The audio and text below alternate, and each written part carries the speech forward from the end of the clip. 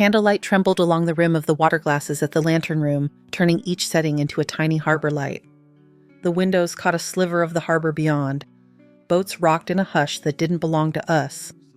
In front of me lay a buff folder, its clasp flattened by a careful thumb. Someone had stacked the pages inside so they aligned like siding on a new house. The weight of it seemed deliberate, as if paper could imitate gravity. My name is Evelyn Carr. I am 67. Once I knew the bell schedule of an entire high school by heart. Now my days are quieter and arranged by tide. I live alone on the South Carolina coast in a cedar-shingled house my husband and I rebuilt twice, once after a storm and once after his diagnosis. On paper, a recent appraisal called it $3.5 million.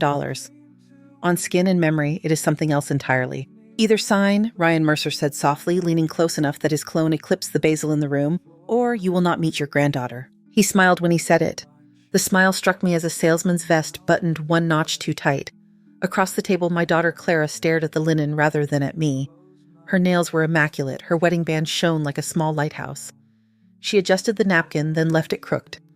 I noticed the crookedness because I notice small things when I am deciding what matters.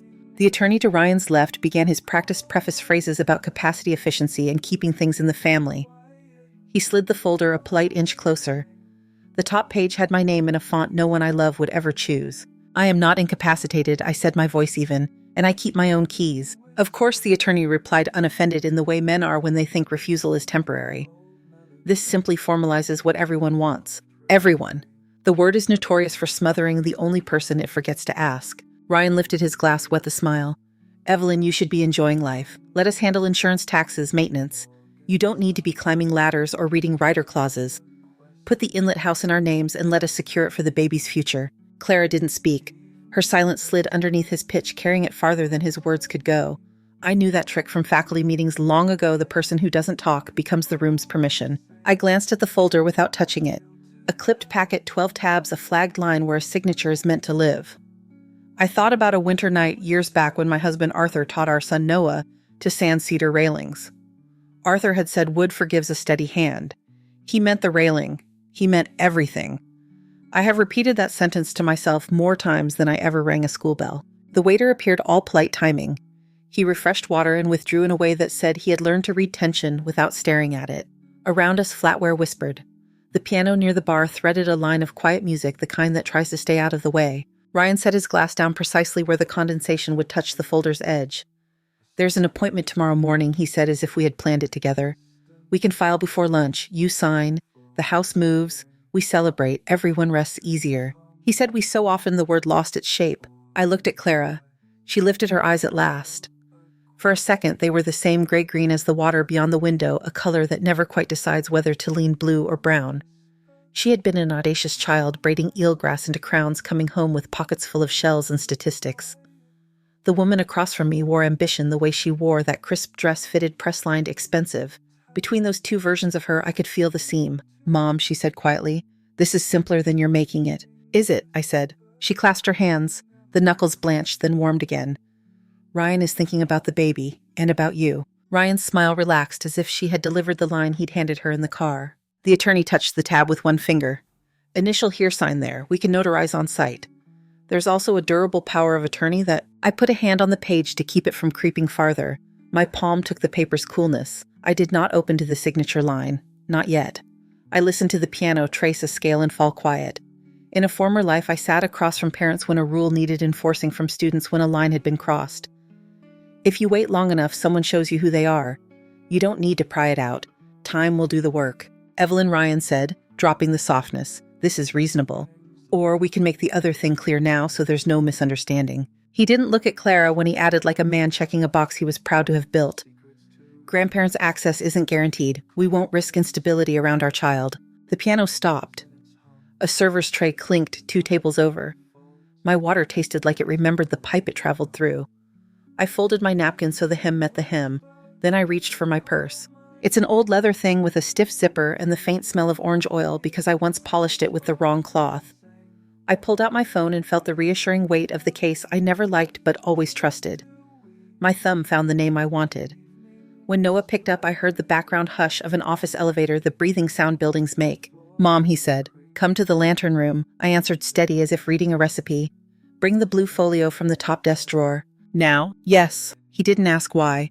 He never makes me say more than I need to. On my way, he said, and the elevator doors in his voice closed. I set the phone beside the folder the way a chess player rests a quiet hand near a pawn. Ryan's expression tightened, then resumed its confident arrangement.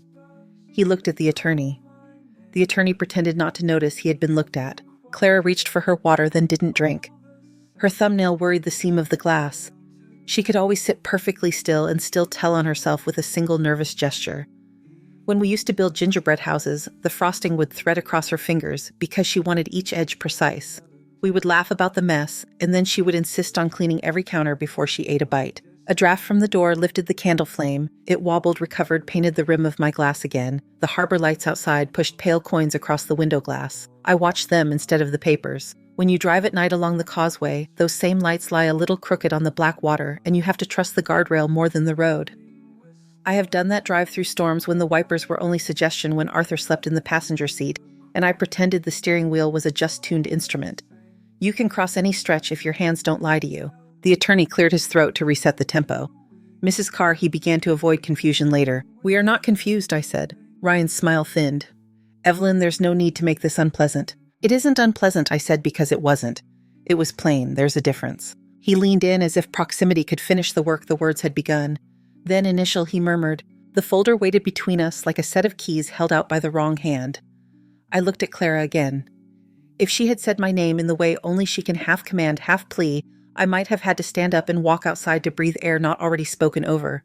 She didn't. She folded her hands and stared at the linen and let her husband be the only sound. The pianist began again a new song in a lower register. Someone near the kitchen laughed. A waiter shifted his weight, waiting for a cue that wasn't service-related. The harbor pressed its small moon shapes against the glass and held them there. I rested my fingertips on the folder's edge and felt the cardstock resist firm but negotiable like cedar before the first pass of sandpaper. Mrs. Carr, the attorney said one more time, we can wrap this up in 10 minutes. I slid the folder back the same inch he had slid it forward. We'll wait, I said. And then we did. We waited the way harbors wait ropes drawn tight hulls, quiet everything holding its place because the tide said so. The folder sat between us like a placemat for something no one should eat. Candlelight made a pale oval on the manila and caught on the brass clasp as if polishing it for photographs. The attorney to Ryan's left adjusted his cufflinks and introduced himself as Mr. Devine, his voice easy with decades of conference rooms. Two younger associates flanked him, a woman with a graphite pencil and a man who smiled whenever he wasn't sure where to look. They smelled faintly of paper and rain. Mrs. Carr Devine said, we're here to simplify your life. This is common. Families do it every week. A durable power of attorney. A transfer that centralizes decision-making. Beneficiary alignment so everyone is secure. Centralizes with whom I asked. With your daughter and son-in-law, he answered smoothly, standing in for you in the event of inconvenience. Inconvenience, I repeated, tasting the word the way you taste milk you're not sure about. Ryan leaned back in his chair, fingers steepled the pleased posture of a man whose argument has been rehearsed in mirrors. We're only asking for what's prudent. That house is an asset that can work. Let us make it work. Across the table, Claire kept worrying the seam of her water glass, turning it a few degrees one way, then back the motion so slight it might have been the pulse at her wrist. She had always been precise. When she was 8, she used to align seashells by size on the porch rail and label them with masking tape. She had a gift for order. She had learned silence later. The pianist slipped from one tune to another. Flatware chimed. Somewhere a cork sighed out of a bottle. I watched the door for a moment and thought of the inlet road at dusk, the way the live oaks reach over it that last quarter mile and make a tunnel of their arms. Arthur and I used to roll the windows down there so we could hear the frogs and the distant hiss of the tide. That sound is what I mean when I say home. Evelyn, Ryan said softer again, as if the first version of his pitch had been too sharp. We want to protect your legacy. Flood maps change, premiums rise, roofs don't last forever. Why hold the liability yourself? Because I hold the key, I said. Devine smiled as though at a child who had said something charming. Keys can be duplicated, he offered. Not this one, I said. He slid a pen from his pocket and laid it parallel to the folder, a small wand waiting for permission. If we initial here and sign here, I can notarize. 10 minutes. The waiter approached, checking on things that didn't need checking.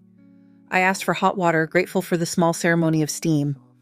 When the cup arrived, I rested my fingers around it and let the heat articulate each knuckle. My hands have told the truth longer than my voice has. They grip, they release, they wait. Arthur said once that I stare a problem quiet before I address it. He said it fondly, as if quiet were a gift you could wrap. Mrs. Carr, the younger associate. Mr. Penn ventured, tapping a tab. There's also an addendum on guardianship contingencies. Strictly theoretical at this stage, of course. Ryan nodded at that flourish as though he'd chosen the word himself. We're planners, Evelyn, that's all. Clara looked up finally. The mascara at her outer lashes made her eyes wider, a trick she didn't need. Mom, she said, please don't make this harder. I'm not making anything, I said. I'm noticing. She glanced at Divine, then backed down, ashamed of the glance. The shame moved through me like a tide that didn't belong to me, but still managed to pull. The harried piece of the restaurant wrapped itself around us. Forks floated, plates landed, laughter lifted and fell. Our table remained a small country under different weather. Time gathered there the way it gathers in a nurse's station at 3 a.m., humming machines, hushed instructions, everyone pretending the clock is only a suggestion. I measured minutes in the way I had measured tardies, not to punish, but to keep the day honest. When the cup had cooled and left a wet ring on its saucer, I wiped it away with my thumb and thought of the first time Ryan said the house out loud. It was a Sunday 2 months earlier. He had stood in my kitchen with his back to the water like a man in an ad, confident the view would do half his work. He had called the deck underutilized square footage and the old porch swing a nostalgic risk. He had used numbers to describe rooms that had known my children's sleeping breath.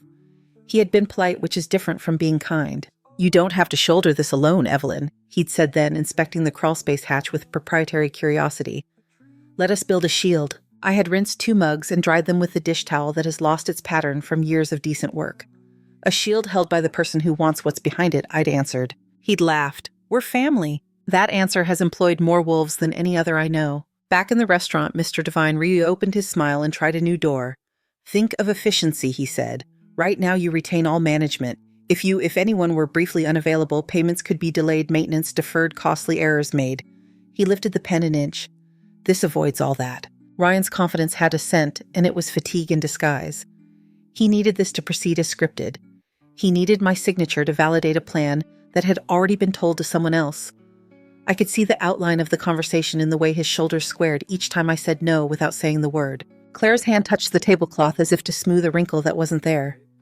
Mom, she said again, I'm pregnant. She stopped herself as if naming the baby aloud would obligate her to a tenderness this table did not allow. Congratulations, I said, because that is always true. Ryan took the cue. Exactly, he said. Stability matters. A centralized property strategy means security for the next generation. Security for whom, I said. For all of us, he replied. He was wrong in a way that has nothing to do with law. The door opened and closed. Rain ticked once against the glass, brief as a cough. I watched the hostess nod to a couple in a navy booth. I watched the pianist's left hand soften a chord. I watched Mr. Penn's pencil hover and land a graphite moth. I thought of the inlet house under a storm sky, the way the boards answer the wind with a sound like remembering. I thought of the cedar rail Arthur and Noah sanded until it felt like a palm. I thought of the drawer in my desk where the blue folio lives, the one with a shallow nick on its spine where I caught it on the latch last winter. Noah knows which drawer I mean without me saying drawer. He has Arthur's knack for hearing the thing inside the thing. Devine checked his watch, then didn't the check disguised as a movement of the sleeve. We do have another appointment, he said lightly, a reminder that my reluctance also cost him. People in his line often invoice patience. We'll wait, I said again. I do not bill for patience. I spend it. Ryan shifted from one performance to the next. Perhaps we can speak privately, Evelyn, he murmured, glancing at Clara as if to suggest I shouldn't embarrass her. You don't want this to be tense. It is not tense, I said. It's specific. The hostess crossed the room with a small tilt of her head that meant a party was arriving. She reached for a stack of menus. The piano accommodated her footfall a half-beat late. Ryan's smile held, but his jaw had begun to work, the muscle flickering like a moth trapped behind glass. Fine, he said more plainly. Let's make it simple. Sign and we'll all be better for it. Don't sign and we will protect our child from chaos. Access is up to parents. That's the rule. He wanted me to rise to it. He wanted heat. He wanted a scene he could later describe in a tone that proved him right. I let the sentence be what it was and watched it cool on the table between us. A lull fell, not silence, but something neighboring it, a field where sound grazes a while before moving on. The candle made a tunnel in the glass. A golden bead clung to wax at the rim. The water outside the window took a breath no one in the room could hear. The hostess turned toward the entrance, and in the shifting light I saw Noah step in from the vestibule.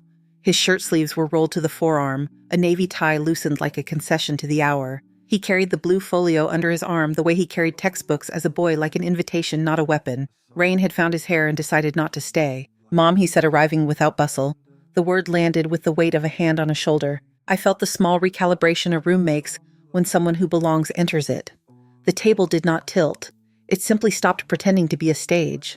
Noah greeted the others without asking for introductions. "Mr. Mercer," he said in a tone that had learned its manners. "Ms. Carr?" He nodded to Clara with a warmth that belonged to their own history and to no one else's agenda. He pulled a spare chair from the next table, asked the server with his eyes received a nod, and made space beside me without scraping a leg. He set the blue folio down in front of him and rested his palm on it steady like a paperweight meant to keep truth from wandering. Divine stood just enough to suggest he could. "You must be Ms. Carr's son," he said. "We were just walking through some routine documents." "Great," Noah said. He opened the manila folder they had inched my way and began to read. Noah has a way of reading that makes the room choose a speed. He doesn't hurry, but he doesn't linger either. If a sentence tries to hide, he finds it by how it breathes. He turned pages the way a careful driver takes a curve, no braking where none is needed, no flourish where straight road will do. Divine offered his patter in the spaces where patter will fit. All very standard, purely protective, avoids confusion later. The younger associate, Ms. Hale, according to a crisp business card, gathered the pens into a perpendicular line no one had asked for. Ryan laced his fingers and unlaced them without seeming to move. Noah finished his first pass and set the stack square.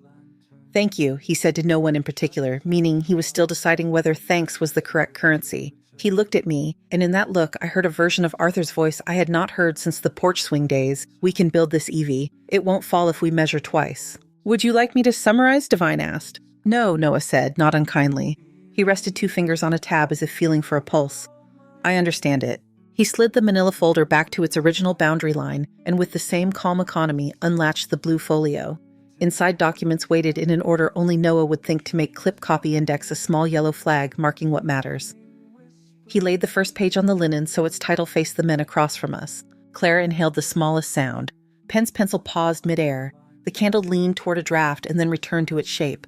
Ryan glanced at the page, then at Noah. His smile made a new arrangement less salesman, more something else. "And that is?" he asked. Noah met his gaze ordinary as a bank teller asking how you'd like the bills. He placed his palm lightly on the top margin to keep the paper still. "Let's start here," he said. The pianist's left hand settled into a lower register. Rain found the window again and drew a straight line down the pane like a notation.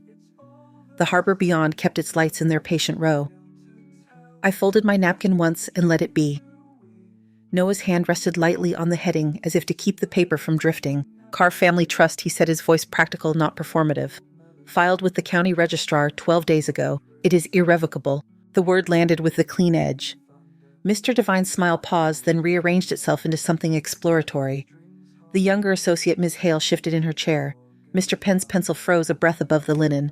Ryan leaned forward, hunting for a seam he could work with. "You'll have to clarify," he said, a man who doesn't like being asked to read the label on the jar he opened. "What precisely is inside this trust?" "Title to the inlet house," Noah answered. He slid the next page across so the county seal caught the candle, along with designated accounts. "I'm trustee. The beneficiaries are Clara and me, subject to terms that prevent alienation for the benefit of spouses or third parties. Management authority sits here." He tapped his own name once the way a carpenter checks a joist. "Not with you." Divine drew the papers closer, professional interest overtaking bravado. He scanned, lips moving just enough to prove he was actually reading. He said at last. "The sound lawyers make when a door they expected to be hollow turns out to be oak. Recorded and stamped. You moved quickly." "We moved carefully," Noah said. Ryan's smile thinned to something blade bright. "This can be challenged," he said. "Bad faith, manipulation. You can't hide assets like a squirrel hiding nuts because you're feeling sentimental." "It's not hidden," Noah replied. "It's protected, which is different. And sentiment didn't sign these pages, capacity did. We had counsel, so unless you've discovered time travel, you're late." Claire's hand found the edge of her plate and steadied there. She looked at me, and I could see numbers falling in her head like a column of beads. Each click a realization that the path she had agreed to walk with her husband ended at a gate that refused their key. Divine laced his fingers. Even so, he tried, these matters are often negotiable within a family framework. Noah didn't look away, not this framework. Mr. Penn cleared his throat. "There's also a risk," he said into the tablecloth, "that continued pressure around execution of powers when capacity is clearly present could be construed as undue influence." Noah finished, not unkindly. "Yes, you know the term." Ryan's jaw worked. He turned to Clara as if she were a witness he hadn't prepared thoroughly. "Say something," he told her. Clara inhaled and met my eyes. For a moment the room didn't exist. There was only my daughter's face and the faint, tremulous effort of a woman who wanted two things that would not share a plate. "Mom," she said, and there was a child in the way the word began and a stranger in the way it ended. I set my hand palm down on the linen between us. "You do not need to speak for him," I said, "and you do not need to speak against me." Divine reached for dignity. "Regardless," he said, "we must consider the power of attorney documents. Sensible planning. We can proceed with those even if title is—" "We will not be proceeding tonight," I said. Ryan's chair scraped a fraction. "You think this protects you?" He gestured at the trust pages as if they were a stage prop that had missed its cue. "We'll fight it. I'll fight it. I won't be excluded." "You already are," Noah said, light and plain. "That is the point." A laugh broke from Ryan, the kind men use when they need the room to believe they are still amused. It rang too high. The pianist, perhaps by accident, dropped to a minor figure that made the glasses hum. Ms. Hale aligned her pens into an unnecessary square, and then without quite meaning to slid her chair half an inch back. I lifted my phone, typed a single name, and sent only 3 words, "Lantern Room now." We waited the length of a breath a harbor takes between waves. The hostess glanced toward the entrance as the door opened again. Miriam Cole crossed the floor with a small, purposeful economy, her gray hair pinned cleanly, her suit the color of good slate. She was the kind of woman whose presence suggests that someone somewhere has finally set the thermostat correctly. When she reached our table, she greeted me by my first name, and everyone else by their last. "Mr. Devine," she said. "Ms. Hale, Mr. Garcia, Mr. Penn," then to Ryan, Mr. Mercer. No one introduced her. She didn't require it. She placed a hard-sided folder on the linen, its corners unscuffed, its clasp unpretentious. "Evelyn," she said to me, "you texted." I did. She opened the folder and with a motion that was almost tender, laid out copies of the same trust Noah had produced, plus an opinion letter on letterhead that knew where its commas belonged.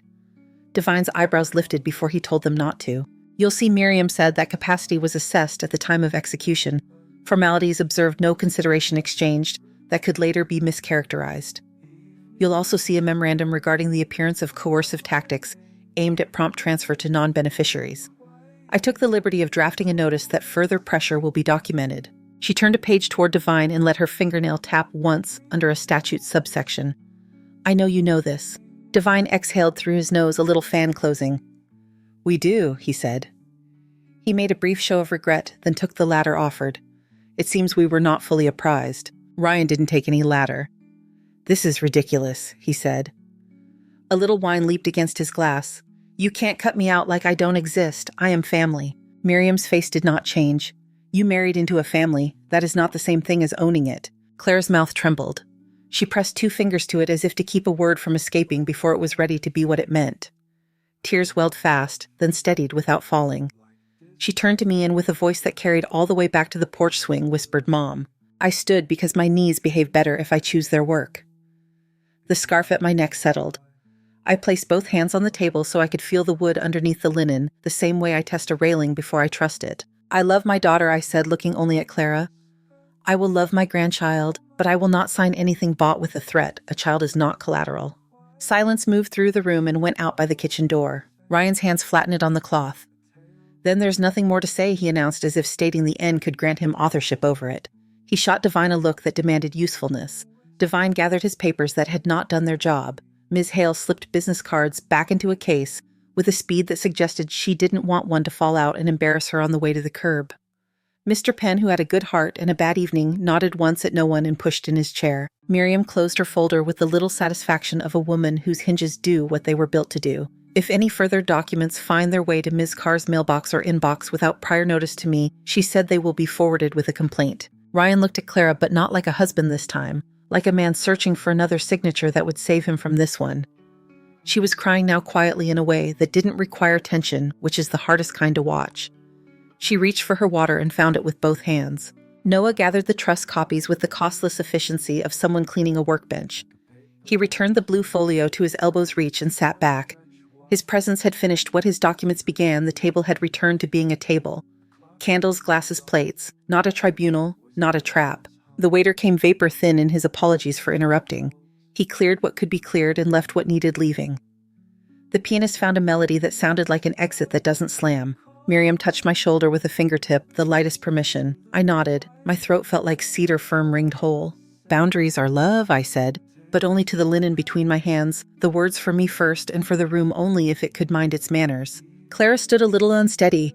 She didn't look at Ryan when she said my name again. She didn't look at me when she set her napkin down. She walked to the restroom with the posture of a woman trying not to spill herself. Ryan drew breath to follow and thought better of it when Miriam's gaze located him from the side of her eye. He took his jacket from the chair back and slipped into it like armor that no longer fit. Divine murmured something about apologies and miscommunications, stacked his useless papers, and made a professional retreat. Ms. Hale gave a small, genuine nod to Noah as if to say she had learned something she hadn't expected to learn this evening. Mr. Penn forgot his pencil. When their trio had gone and the door gave back the last of their weather, the restaurant inhaled. Conversations resumed in the register of human scale. The harbor lights held their patient line beyond the glass. The candle admitted it was only wax and wick after all. Noah placed the check under his palm before Ryan could think to reach for it on his way out. Not because money proves anything, but because some gestures refuse to share company. Miriam closed her folder, slipped the strap over her shoulder, and inclined her head. "Call me in the morning," she said. "Or don't. Sleep first." She left without theater. I sat. Noah didn't speak. He didn't need to. He waited with me the way you wait with someone sitting on a porch after a storm, eyes on the water, hands, still nothing organized by words. When the cups were cleared and the room had softened to nearly empty, he rose and helped me with my coat. The air by the door held a suggestion of rain and basil. Outside, the harbor had settled. A gull cut a white line through night and was gone. We walked to the car without hurrying. The wind off the water smelled like iron and something green. I could feel the weight of the keys in my pocket and the shape of the blue folio under Noah's arm. The streetlights made small coins on the pavement where it had dried. At the curb, Noah opened the passenger door and waited until I sat. He closed it gently the way his father used to close a door on a sleeping child. Then he rounded the hood and got in. We didn't look back at the windows. There was nothing in them we needed to carry home. Noah drove with both hands at 10 and 2 the way Arthur did when the road slicked over. The wipers crossed the windshield in a measured quarrel. Streetlights made pale coins in the wet. Neither of us looked back at the lantern room. There was nothing in the windows I needed to carry home. At the inlet turn, live oaks bent toward each other and made their old tunnel. Noah slowed out of respect, not fear. The house rose from the dark the way a boat comes back into view after a swell, nothing sudden, only there again. He pulled up under the eave where the cedar shakes still held the day's heat. When he cut the engine, rain found its smaller voice. "Do you want me to come in?" he asked. "For tea," I said. Inside, the boards made their familiar, unshy sounds. I turned on the lamp that throws a circle onto Arthur's reading chair. Noah set the blue folio on the table, then went to the sink and filled the kettle without asking where we keep anything. Some knowing doesn't need directions. He found 2 mugs and a tin of plain black tea. We stood shoulder to shoulder while the kettle gathered itself. Steam floored the air. When it clicked, he poured and we carried the cups to the table like we were transporting something that shouldn't spill. "I'm all right," I said. He nodded. "I know." We drank without talking for a while. The clock sounded taller than it is. Somewhere on the roof, a gull skidded, complained, and then remembered that night is not for landing. Noah set his cup down. For what it's worth, he said, Divine will tell himself he withdrew. Ryan will tell himself he chose the timing. But the record is the record. "I don't want the record to humiliate anyone," I said. "I want it to keep its shape." "It will," he said. He rested his palm lightly on the blue folio as if to keep paper from drifting. "I'm going to head home. I'll check in tomorrow." I walked him to the door. Under the porch light, the rain had thinned to a patient thread. He kissed my cheek the way he has since the first time he grew taller than me. When he went down the steps, his shoulders looked briefly like his father's, and then they became his again. The house exhaled when I locked the door. I hung my scarf on the peg by Arthur's hat and stood in the doorway to the kitchen for a long minute, letting the room settle around me. I rinsed our mugs. I straightened the tea tin so the label faced the right way. I laid my keys on the windowsill. The brass key to the back gate still has a notch. Arthur filed himself. It works better than any new one. Sleep came in chapters, not a book. I woke before dawn and lay listening to the inlet's soft argument with the shore. When the light decided to begin, I made coffee and took it to the porch. Fog braided itself along the marsh grasses, then loosened. A blue heron lifted from the far bank and kept its legs longer than seemed practical. The phone on the table hummed. Noah's name glowed. I felt the small jump the heart makes when morning gathers news in a fist. "Mom," he said, his voice level but not casual. "You should know someone I trust at a bank flagged unusual movements in accounts tied to Ryan's firm. Nothing formal I can report. Just murmurs about escrow funds going places they shouldn't. If anyone calls you, say nothing except that counsel will respond." I looked at the marsh while he spoke. I watched a line of minnows stitch the water silver. "Thank you," I said. "I'll say nothing." We ended the call. I sat with the coffee until it cooled, then made a second cup for no better reason than the second cup sometimes steadies the first. After I dressed, I drove into town. The grocery store smelled like Freon and citrus. A pair of men from the marina stood by the apples and talked in the kind of hush that leans toward gossip but then thought better of it when they saw me. By the bulletin board near the door, a half-sheet flyer advertised a Tuesday night senior self-advocacy circle coffee cookies practical tools. The edges curled where thumbtacks had been reused too many times. I took one and tacked it straighter, and then, with the reflex of a woman who ran a school, moved the thumbtack to the right hole so it would hold. At the register, June Porter from across the street bagged my groceries as if she'd been waiting for the chance to be useful in just this way. "I made chicken stew last night," she said, not asking anything. "I made too much." "Can I bring you a bowl?" "You can," I said. She brought the bowl an hour later with 2 squares of cornbread wrapped in a dish towel that had daisies faded almost white. Her hair was pinned up with a pencil. "I only use this hair trick when I really mean business," she said as she unwound it. "I heard you had a night." She didn't say how she heard. News along the inlet travels by water first and by mouth second. "Sit," I said. She did. We ate at the kitchen table. Her stew tasted like relief when you didn't know you were braced. "My son tried to refinance my duplex without telling me," she said, after a few quiet spoonfuls. "New forms show up pretty when your name is typed on them. I joined a Tuesday circle at the community center. They pass around checklists. Not a cure, but it's better than staring at the wall." "I saw the flyer," I said. I touched the copy I had set by the salt. "Come," she said. "You can sit in the back and say nothing the first time. People mistake silence for weakness. We don't." "I know," I said. When she left, she took my empty bowl to the sink, as if washing it were the work she was meant to do all along. At the door she turned, said 7 o'clock, and let herself out with the soft competence of a nurse, leaving a room where the patient needs sleep more than talking. In the afternoon, I wrote down a few household tasks that would have gotten done whether or not I wrote them: call the roofer about the fall inspection, check the porch rail, near the steps, wipe fingerprints from the front door. The list isn't a command, it's a way to keep the day in its lane. I crossed off what I could. I left the porch rail for a dry morning. The next call came not from Noah, but from a number that began with an area code 2 counties inland. A woman identified herself as Sharon Lee with the state's real estate board. Her voice was polite in the practiced way of a person who would rather meet you at a church social but has learned to carry a badge. "Ms. Carr," she said, "we are conducting a preliminary review of complaints related to Mr. Ryan Mercer's handling of client funds. Are you aware of any recent requests to sign documents that might affect title to your property?" "Yes," I said, "there were requests. I did not sign. I have counsel." "Thank you," she said. "If it's all right, I'll follow up by email." "You may," I said. We ended the call. I stood at the sink and looked out at the back gate, where the brass key understands its job. In the glass reflection, my face looked more like my mother's than I realized the same line at the jaw, when a decision is done being a thought. I wrote a letter that evening. I didn't plan it. My hands found paper and found the pen Noah gave me 3 Christmases ago, the one that writes the same line on a grocery list as it does on clean stationery. I addressed it to a person who did not yet have hands to hold it. "Dear Nora Evelyn, the inlet was quiet today. You are not here yet, but your name is already a river in this house. I will keep a notebook for you. It will not be a ledger. It will be a record of Ordinary the Robin that argues with his reflection in the window, the way your uncle folds napkins, exactly twice the sound the boards make when the tide turns. Someday you'll stand on this porch and learn to feel weather in the rail. Between now and then, I will hold a place for you that no one can bargain with." I stopped because the kettle began to complain for attention, and because some paragraphs belong to the person they're written for before they belong to the writer. I dated the page and slid it into a shoebox I covered years ago in marbled paper. Arthur once called it my kitchen archive. The name stuck. Inside are recipe cards, report cards, a penciled garden plan so smudged it could be anything, and yet still instructs me where to put tomatoes. On Tuesday, I went to the community center. The building smells like floor wax and hope that has learned to be practical. Folding chairs completed a circle under a hand-lettered sign, "Neighbors, not clients." Coffee steamed in a stainless urn, cookies sat on a paper plate in the democracy of store-bought sugar. June waved me to the seat beside her. Diana Patel, who ran the place with the easy authority of a woman who doesn't wear a whistle but could welcomed us. "Ground rules," she said. "No fixing, no shaming. Your story belongs to you." We talked tools after we talked truth. People introduced themselves. Max, a retired electrician, said his son borrowed tools that never walked back. Last week, he changed the locks and slept. Rosa Silverscarf, steady eyes, said her granddaughter forged a signature. Rosa closed 2 accounts and cried for an hour and then took a walk.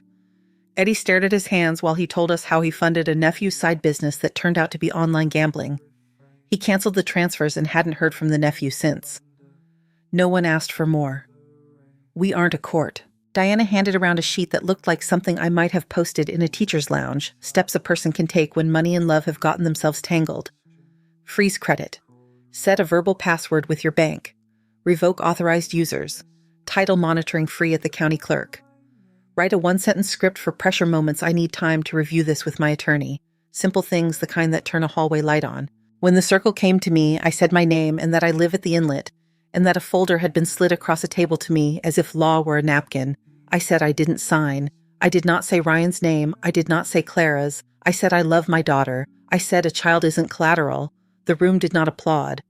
No one should applaud in a place like that. Diana simply nodded as if we had added a small necessary wire to a larger circuit. On break, June introduced me to Leia, a legal aid volunteer with a stack of pamphlets and ink on her fingers.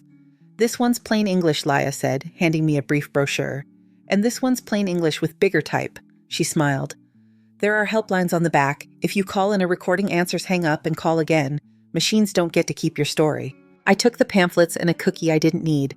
When we resumed, Diana asked if anyone had a small win to share. Max said he ate breakfast at his own table instead of in the truck. Rosa said she slept 6 hours. June tipped her head toward me. I said I had taken the brass key off my ring and put it on a nail by the back door, where anyone who belongs in this house knows to find it. It felt like a small public declaration the house could overhear. The door to the room opened a crack, and a young woman peeked in, then almost left. Diana raised her hand in greeting, so gentle it counted as an invitation, but not a requirement. The woman stayed. She sat 2 chairs over from me and kept her coat on. Her eyes found the floor and stayed there like a dog deciding if a porch is safe. When I walked home later, the air had the kindness it sometimes takes on after rain, a clean cool that forgives lungs for all the sharp breaths the day required. The inlet smelled green again. I set the pamphlets on the kitchen counter under the magnet shaped like a lighthouse and turned on the porch light out of habit. The light doesn't ward anything off. It just announces a fact: there is a door here. The call came the next morning while the kettle had not yet decided whether to sing. Clara's name lit the screen. I didn't realize how shallow my breathing had gotten until I answered, and the first word had to push past it. Mom, she said. Silence lived around the word for several seconds. She's here. I sat. The chair understood and held. Healthy, I asked. Yes. The word broke and reformed. 7 pounds. Dark hair. Another silence, then in a voice that had to cross several rooms to reach me, we named her Nora Evelyn. The house made a sound I have no name for. It was not the boards. It was not the fridge. It was the exact size of a second heart starting up. I looked at the brass key on its nail until it steadied me. Thank you for telling me, I said. She's beautiful, Clara whispered. I could hear fabric, a nurse's shoe, the small mechanics of a hospital morning. They said you can come today. Visiting hours are... She stopped. Both of us listened to the sentence she hadn't finished. I will meet her, I said. Not today. The line received those words and held them still. I didn't offer reasons. The reasons were the same ones that brought us to a table with a folder on it. They don't improve with repeating. I'm tired, she said. I know, I said. Mom, she asked, and this question didn't have grammar. It was only a sound human beings make when a thing they're holding weighs more than their hands. I'm here, I said, when you want me, not paperwork. We ended the call without goodbye and without the word love.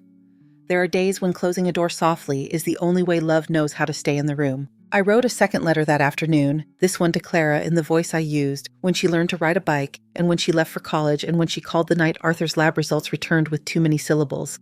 I kept it plain and small. Clara, I will bring soup when invited but not conditions. I will fold laundry if asked but not consent. I am ready to hold your daughter. I am not a signature. Come by the inlet when you want to sit. The back gate sticks lift, then turn. I sealed the envelope and left it on the hall table. I did not drive it over. I didn't trust the hospital's elevators to respect a letter that wanted a hand-to-hand delivery. That evening I stood on the porch and checked the rail where the post meets the step. The screw heads showed a shine that meant they'd held up fine. I ran my palm along the cedar the way Arthur taught Noah to do, let your hand tell you before your eyes do.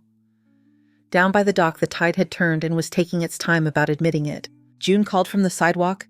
You want to walk? She asked. Just to the end of the lane. We went in a quiet that didn't need explaining. At the bend, the view opened the way it always does. Marsh coppering in the final light, the far line of the causeway, a string pulled straight. June pointed with her chin toward the community center across the water. They'll still be there next Tuesday, she said. We'll bring lemon bars. I'll pretend I baked them. All right, I said.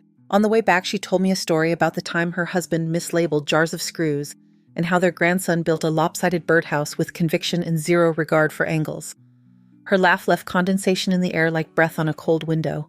At the gate, I lifted and turned the brass key the way the letter said. The latch remembered me. Inside the house had kept its side of the agreement lamps where I left them books where a person can reach the thin scratch on the kitchen table from the time Noah tried to open a paint can with a butter knife. Before bed, I set the blue folio on the top shelf of the hall closet where I keep winter scarves and a rolled map of the coast Arthur never finished marking. I slid the letters into the shoebox with the marbled paper. I turned off lights in their order and let the dark pour itself evenly. In the bedroom, I sat on the edge of the bed and listened for the small inventory a house gives a person who has decided to stay. The fridge breathed. A tree limb feathered the window once. A car far off took a gear it meant to keep. I thought of a child's hair still damp from its first bath, the weight of a name on a birth form, the way a mother's voice can ask and answer the same question in a single syllable. When I lay down, the pillow remembered me. The inlet kept talking to the shore patient, repetitive true. Somewhere in town, forms were being read aloud in rooms with bad coffee, and somebody's pencil was putting a dot exactly where it belonged. I didn't supervise any of it. In the morning, I will sweep the porch. I will wash the 2 cups we used and the one I didn't. I will leave the porch light on after dusk and turn it off before dawn. The house will keep its shape. The key will hang where it lives. On the table by the window, a note in my hand already waits. Lift, then turn. Thank you so much for listening to today's story. If this story resonated with you or made you reflect, I'd love to hear your thoughts, so feel free to share them in the comments below. And don't forget to like, subscribe, and hit the notification bell so you won't miss the next story. I'll see you next time as we continue exploring more journeys and lessons together.